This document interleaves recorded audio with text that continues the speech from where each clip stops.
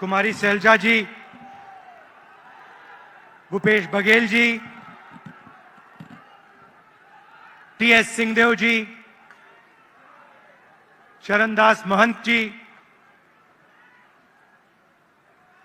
तामराज साहू जी, दीपक बैद जी, फूलो देवी नेताम जी, छत्तीसगढ़ के मंत्री, एमएलएज, हमारे प्यारे पार्टी के कार्यकर्ता, बब्बर शेर,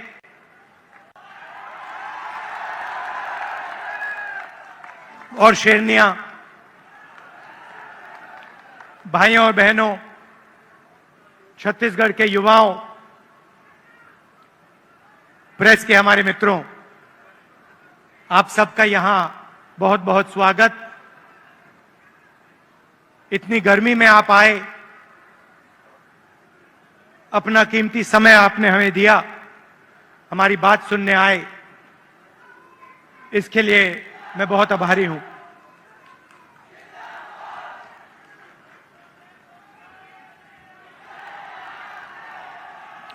कुछ ही महीने पहले कर्नाटक में चुनाव हुआ। एक तरफ बीजेपी और उनकी विचारधारा, दूसरी तरफ कांग्रेस पार्टी, हमारी विचारधारा।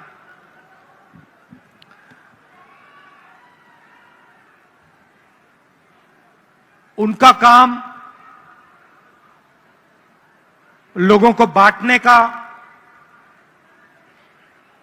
नफरत फैलाने का, हिंसा फैलाने का। हमारा काम लोगों को जोड़ने का, नफरत के बाजार में मोहब्बत की दुकान खोलने का।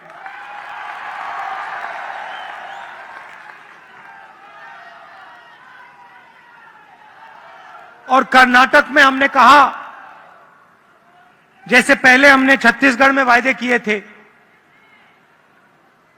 किसानों को सही दाम देने का वायदा जो हमने पूरा किया, किसानों का कर्जा माफ किया, बिजली बिल हाफ किया, जैसे हमने यहां वायदे किए थे, वैसे ही हमने कर्नाटक में 5 वायदे किए। चुनाव से पहले बीजेपी के लोग हर बार वो कोई ना कोई नंबर निकाल देते हैं। कोई कहता है 230 सीट आएंगी, कोई कहता है 250 सीट आएंगी, मगर कर्नाटक में, कर्नाटक के हर गरीब व्यक्ति ने पूरा दम लगा के कांग्रेस पार्टी को जिताया। और वही यहां हुआ था। देखिए, एक बात मैं साफ करना चाहता हूं, बीजेपी और नरेंद्र मोदी जी हिंदुस्तान के 2-3 अरबपतियों के लिए काम करते हैं। नाम आप जानते हो। कुछ ही दिन पहले दुनिया के सबसे बड़े फाइनेंशियल अखबारों में अदानी जी के बारे में कहानी आई, आर्टिकल छपा। दुनिया के सबसे बड़े फाइनेंशियल न्यूज़पेपर में लिखा था, अदानी जी जो नरेंद्र मोदी जी के करीब हैं, उन्होंने हिंदुस्तान से हजारों करोड़ रुपया बाहर देशों में भेजा और उस पैसे से स्टॉक मार्केट में अपने शेयर्स का दाम बढ़ाया और उस पैसे से अदानी जी, आपकी जो पूंजी है, आपका जो इंफ्रास्ट्रक्चर है, आपके जो एयरपोर्ट हैं, सुना है अब रेलवे स्टेशन भी उनको दिए जाएंगे।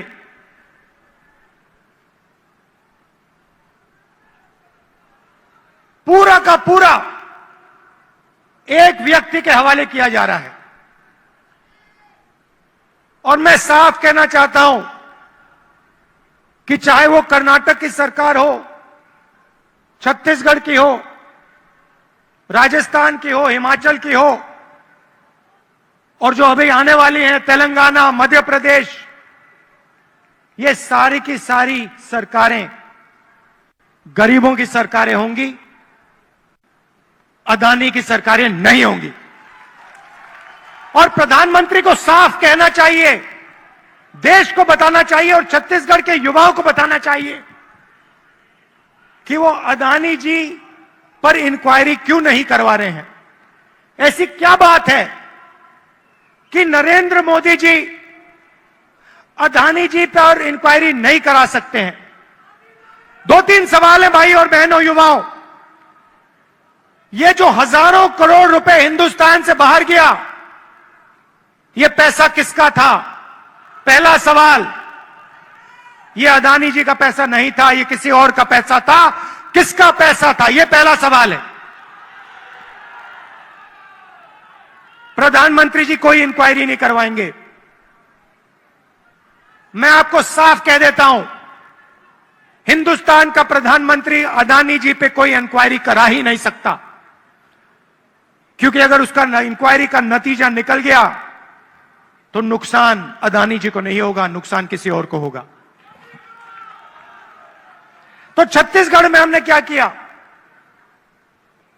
छत्तीसगढ़ में किसानों को धान के लिए सही दाम दिया। और आज आप सारे प्रदेशों को देख लीजिए, लिस्ट निकालिए, सवाल पूछिए, धान के लिए सबसे ज्यादा पैसा कौन से स्टेट में मिलता है? जवाब मिलेगा छत्तीसगढ़, छत्तीसगढ़, छत्तीसगढ़। और प्रधानमंत्री जी यहां आए थे, मुझे याद है, बीजेपी के सब नेता आए थे और कहा था कि कांग्रेस पार्टी इस वायदे को पूरा नहीं कर सकती है। कहा था पैसा नहीं है। हमने साफ दिखा दिया, पैसा है और वायदा पूरा हमने कर दिया। जहां भी हम जाते हैं, हम झूठे वायदे नहीं करते। 15 लाख रुपए का वायदा हम नहीं कर सकते। नरेंद्र मोदी जी ने कहा था काला धन वापस आएगा, 15 लाख रुपए बैंक अकाउंट में जाएंगे। उल्टा हजारों करोड़ रुपए हिंदुस्तान से बाहर जा रहा है। इंटरनेशनल अखबार कह रहे हैं कोई इंक्वायरी नहीं।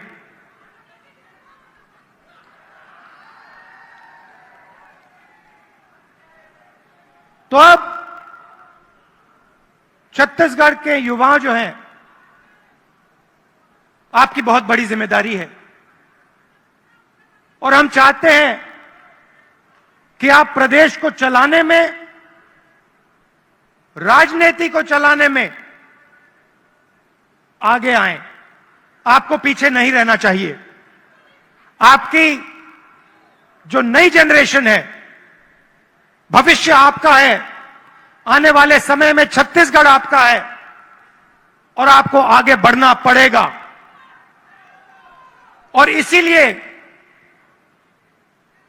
हमने राजीव युवा क्लब आपके लिए बनाए हैं। हर क्लब को 1 लाख रुपए, 3 लाख युवाओं को क्लब में हमने जोड़ा है। और ये ऐसे नहीं जोड़ा है, मैं आपको साफ बताना चाहता हूं। हमने इसलिए जोड़ा है कि आप इस प्रदेश को चलाने में, इस प्रदेश को चलाने में आप भाग लें। और हम आपके लिए राजनीति के दरवाजे खोलना चाहते हैं कि कुछ ही सालों में आपके बीच में से छत्तीसगढ़ के एमएलए, प्रधान, नेता चुन के आए। इसलिए हमने यह काम किया है। दो तीन चीजें मैं और कहना चाहता हूं। जो हमारे आदिवासी भाई हैं, आपके लिए हमने पैसा कानून लाया, आपकी जमीन की रक्षा की। मैं आपसे एक बात कहना चाहता हूं। हम आदिवासी शब्द का प्रयोग करते हैं। आदिवासी का मतलब जो हिंदुस्तान के ओरिजिनल मालिक हैं। आदिवासी का मतलब इस देश की जो जमीन है, जो धरती है, उसके सबसे पहले आप मालिक थे। मतलब आपकी जमीन पर, जंगल पर, जल पर आपका हक बनता है। बीजेपी ने एक नया शब्द निकाला है,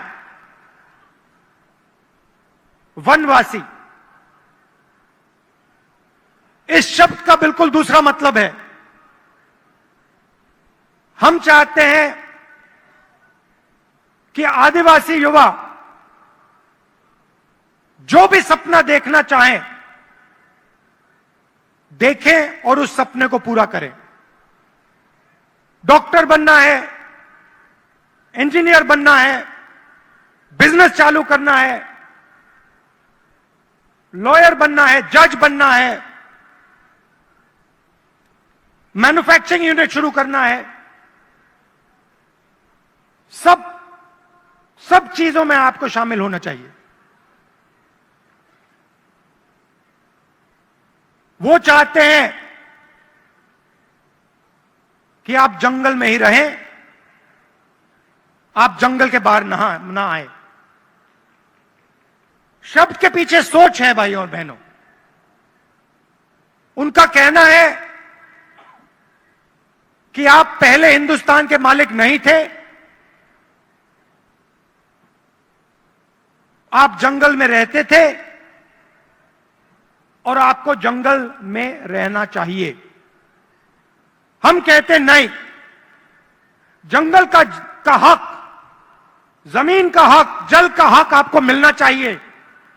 मगर जो भी आप सपना देखना चाहते हो, जहां भी आप जाना चाहते हो, वो सपना आपके लिए पूरा होना चाहिए। यह फर्क है विचारधारा में।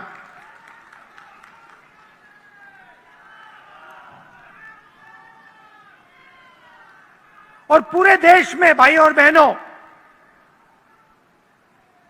पूरे देश में ये नफरत फैला रहे हैं। आदिवासियों को नया नाम दे देंगे, एक धर्म को दूसरे धर्म से लड़ा देंगे, एक भाषा को दूसरी भाषा से लड़ा देंगे, एक जात को दूसरी जात से लड़ा देंगे। हमारा काम जोड़ने का है। जहां भी ये नफरत फैलाते हैं, चाहे वो मणिपुर हो, असम हो, कर्नाटक हो, जहां भी ये नफरत फैलाएंगे, कांग्रेस पार्टी के कार्यकर्ता वहां जाकर मोहब्बत फैलाएंगे। ये हमारा काम है, ये हमारी जिम्मेदारी है। आप देखिए, भारत जोड़ो यात्रा का यही लक्ष्य था।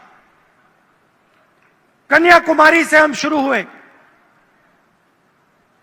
श्रीनगर तक गए,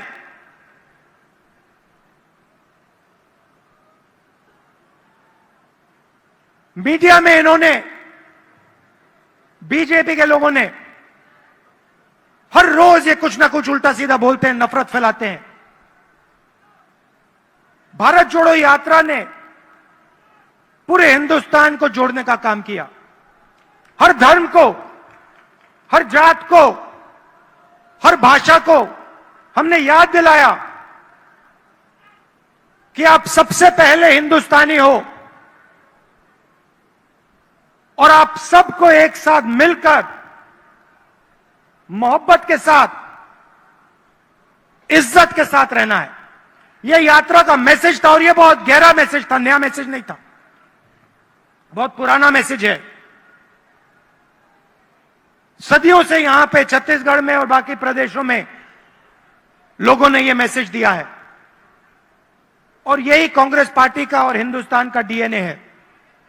हम जोड़ते हैं, वो नफरत फैलाते हैं। हम किसानों के लिए, मजदूरों के लिए, छोटे व्यापारियों के लिए काम करते हैं, वो 2-3 अरबपतियों के लिए काम करते हैं।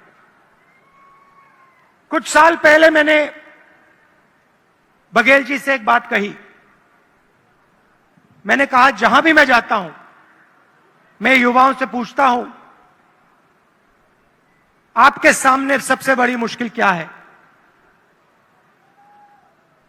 बीजेपी ने जो हिंदुस्तान की रीढ़ की हड्डी है, आर्थिक रीढ़ की हड्डी है, उसको तोड़ दिया है। जो छोटे व्यापारी थे, जीएसटी और नोटबंदी ने उनको खत्म कर दिया, जानबूझ के खत्म किया। और जब भी मैं इनसे पूछता हूं, आपके सामने सबसे बड़ी मुश्किल क्या है, कहते हैं बेरोजगारी। और मैंने छत्तीसगढ़ के चीफ मिनिस्टर से कहा, देखिए, छत्तीसगढ़ में अलग अलग स्किल्स हैं, हर डिस्ट्रिक्ट में आप कुछ ना कुछ बनाते हो,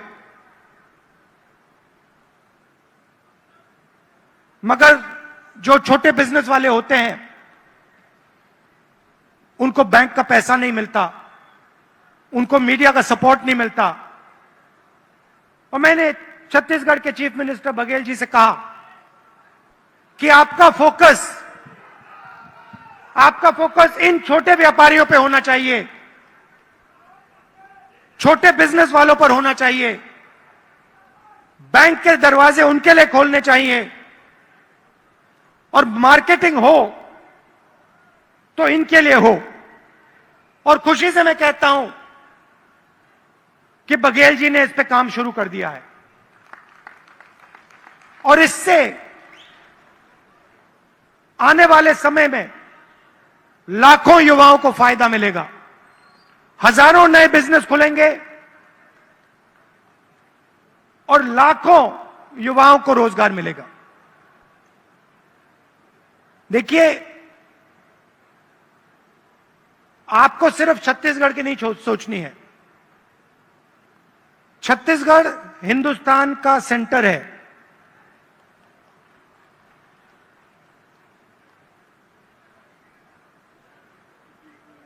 बंगाल से गुजरात कोई जाता है, छत्तीसगढ़ से निकलना पड़ता है। आप और आपको देश का लॉजिस्टिकल सेंटर बनना चाहिए कि आप इंफ्रास्ट्रक्चर तैयार करिए कि छत्तीसगढ़ हिंदुस्तान का लॉजिस्टिकल सेंटर बने। जो भी माल बंगाल से गुजरात बाकी प्रदेशों में जाए, वो यहां प्रोसेस हो, यहां से निकले, एयरपोर्ट से आप बाकी दुनिया को छत्तीसगढ़ से जोड़िए। सिर्फ हिंदुस्तान को नहीं, बाकी दुनिया को आप एयरपोर्ट से जोड़िए, छत्तीसगढ़ को जोड़िए कि हमारे जो युवा हैं, छत्तीसगढ़ के जो प्रोडक्ट्स हैं, वो पूरी दुनिया में जाएं, सिर्फ हिंदुस्तान में ना रहें। मुझे लगता है कि छत्तीसगढ़ की सरकार ने बहुत अच्छा काम किया है और आने वाले 5 सालों में भी यहां पे छत्तीसगढ़ की सरकार, कांग्रेस पार्टी की सरकार जबरदस्त काम करने जा रही है। कार्यकर्ताओं से मैं कहना चाहता हूं, आप हमारी रीढ़ की हड्डी हो, आप हमारे विचारधारा के लिए लड़ते हो। छत्तीसगढ़ में आपने हमें जिताया, राजस्थान में जिताया, कर्नाटक में जिताया, हिमाचल में जिताया, तेलंगाना में जिताओगे, फिर से छत्तीसगढ़ में जिताओगे, मध्य प्रदेश में जिताओगे, राजस्थान में जिताओगे।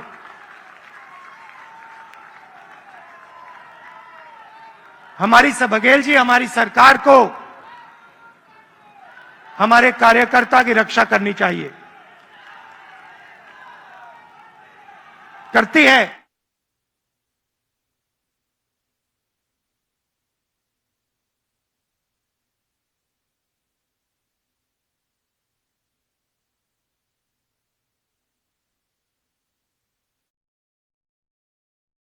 देश को जोड़ा जाता है, सबको एक साथ लाया जाता है, तो देश तेजी से प्रगति करता है।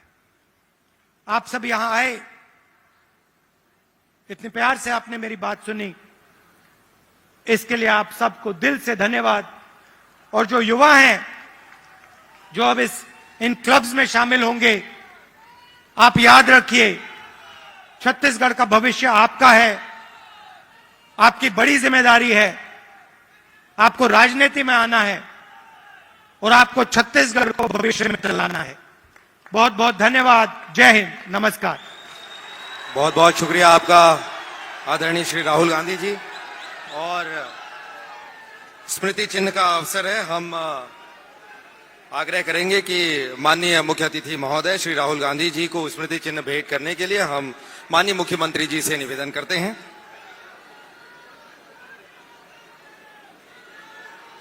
आदरणीय शैलजा जी हमारे बीच मंच पर उपस्थित हैं, उन्हें भी स्मृति चिन्ह भेंट करने के लिए माननीय मुख्यमंत्री जी से हम आवेदन करते हैं। आदरणीय राहुल जी, हम सब आपके अत्यंत आभारी हैं। छत्तीसगढ़ के वासी, छत्तीसगढ़ युवा मितान क्लब के सब साथी, छत्तीसगढ़ शासन के सभी साथी, आपने राष्ट्रीय जिम्मेदारियों में से समय निकालकर अपना स्नेह, अपना प्रेम, अपना संबंध पुनः लगातार छत्तीसगढ़ के साथ बनाए रखा है। और हमें विश्वास है कि भविष्य में भी ये आपका स्नेह, आपका मार्गदर्शन हमारे लिए कार्य करने का आधार बनेगा। आभार शैलजा जी का, आभार मुख्यमंत्री जी का, आभार प्रदेश अध्यक्ष जी का, हमारे स्पीकर साहब का, विभाग के मंत्री उमेश भाई का, ताम्रध्वज भाई का, हमारी बहन फूलो देवी नेताम का, और सबसे ज्यादा समस्त युवा मितान क्लब के साथियों का। आप आए प्रदेश के कोने कोने से इस कार्यक्रम को सफल करने के लिए, बहुत बहुत आभार, धन्यवाद। जय हिंद, जय छत्तीसगढ़, जय जोहार। आपका बहुत बहुत शुक्रिया माननीय उप मुख्यमंत्री श्री टी.एस. सिंहदेव जी, आपने आभार व्यक्त किया। और इसी के साथ हम मंचस्थ सभी सम्मानीय अतिथियों के प्रति आभार व्यक्त करते हैं। जोरदार तालियों के साथ अभिनंदन हमारे आज के सम्मानीय अतिथियों का, माननीय मुख्य अतिथि श्री राहुल गांधी जी, और साथ ही मंचस्थ सभी सम्मानीय अतिथियों के प्रति सम्मान के साथ हम हार्दिक आभार व्यक्त करते हैं।